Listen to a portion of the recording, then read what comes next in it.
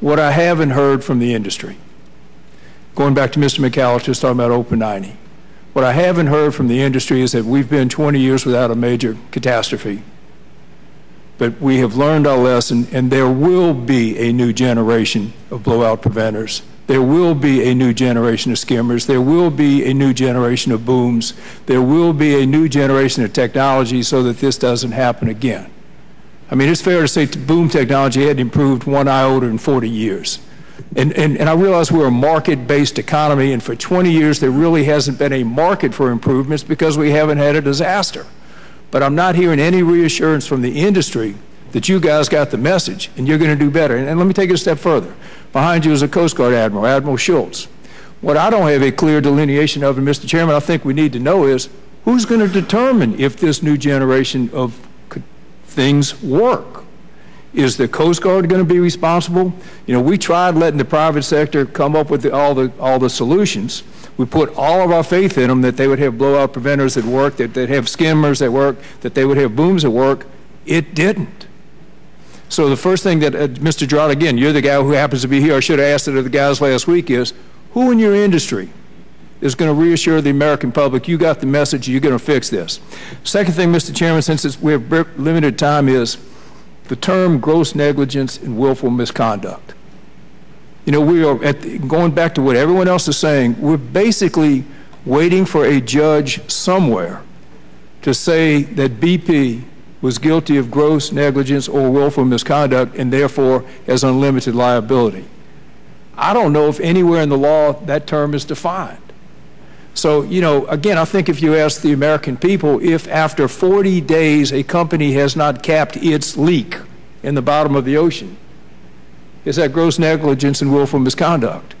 I mean, should we as a Congress determine, give them a certain finite amount of time or a finite amount of volume to be spilled and say, if you cross this threshold, you're automatically guilty of it? Because in my opinion, in the absence of clear and precise laws, we're leaving some judge, we're giving him a free hand to come to a bad judgment. And I don't think the American people want that. So I would hope that one of the things that we try to do is at least set a legal threshold of what constitutes gross negligence or willful misconduct. And lastly, Mr. Chairman, we spoke about this, and I want to have Mr. McAllister possibly talk about it. I, as someone who represents shipbuilders and mariners and shrimpers and oystermen and people in the tourism business, all of which have been affected, I take personal offense that the vessel that did this was built in Korea. I take personal offense that it was chartered in the Marshall Islands. I take personal offense that the profits went to Switzerland. I take personal offense that the shipbuilders who didn't get the contract to build it won't get to run their shrimp boats this summer and make a little extra money, won't get to take their kids fishing on a weekend because the sound is polluted, probably can't go swimming on the beach. I mean, for those folks, this is just injustice after injustice after injustice. Oh, and by the way, the profits went to Switzerland because that's where the corporation is headquartered. If someone is going to have the privilege of pulling minerals off the American sea bottom, that ought to be a U.S.-built, U.S.-flagged, U.S.-owned vessel. And if we're going to chase somebody down to pay the bill at the end of the day, I can tell you if the people of South Mississippi couldn't get the folks in Springfield, Illinois to pay claims after Hurricane Katrina, you're going to have a heck of a time chasing somebody down the Marshall Islands or Switzerland to pay these bills should they determine not to pay. But again, let me start with you, Mr. Girard.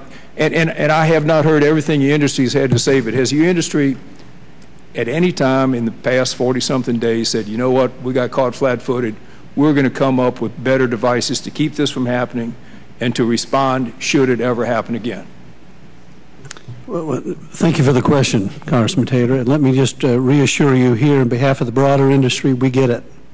And we understand what you're saying, and we take this as a sober reminder that we have to look, we have to re-examine everything we do, how we do it, and how we can do it better. And let me just give you a couple quick anecdotes of what we're doing today. When this thing first happened, we were called by Secretary Salazar. We sat down with him at the highest levels of the industry across the board. We immediately sat down and created a task force of the best minds and put together ideas where we thought we can improve practices and increase some of the regulatory processes. A lot of that was reflected in the President's announcement, in the Secretary's announcement, because we understand our commitment not only to our employees and their safety and to the environment, but to the country as a whole. We recognize these are U.S. waters. We also recognize we have a key role to play to provide the energy for this economy, where 60% of all the energy consumed in the United States. So we recognize that role. The other things we're working on right now is we have 3 other task forces. One of them is focused on liability, as I mentioned to the chairman earlier.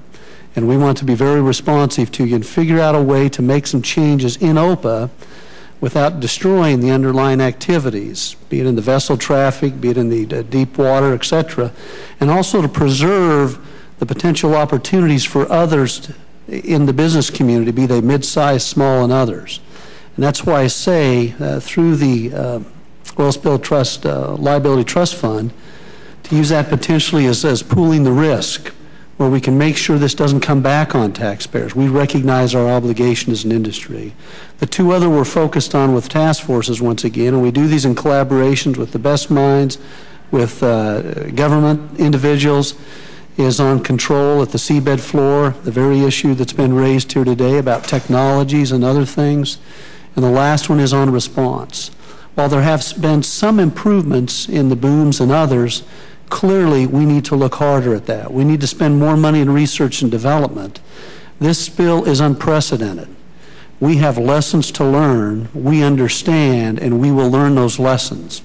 We want to work with this committee, the Congress, and the administration, though, to make sure as we come through this very difficult time that the public policy that's developed in this highly charged environment is such that we can continue to do what we do well for many years, to provide the energy the country needs to fuel our economy, not only for those of you down in the coastal states, but across this land and elsewhere, so we can enjoy the high standard of living we do today. So I will convey your comments and sentiments back to the industry and give you my commitment in the role as the head of their trade association.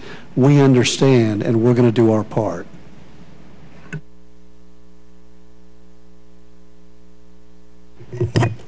Anyone else? Thank you, Mr. Chairman.